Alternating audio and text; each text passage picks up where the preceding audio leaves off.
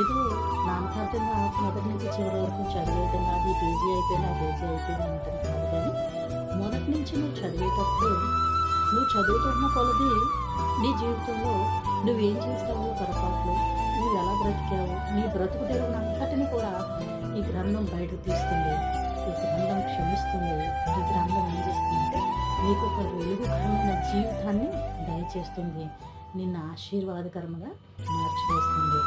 ప్రార్థించటం కూడా మనం నామకార్థ స్థితిలో ప్రార్థించకూడదు. కేవలం ప్రభువుని నమ్ముకొని ప్రభు మనతో మాట్లాడుతున్నాడు, నేను ప్రభుతో మాట్లాడుతున్నాను మనం ప్రార్థించాలా.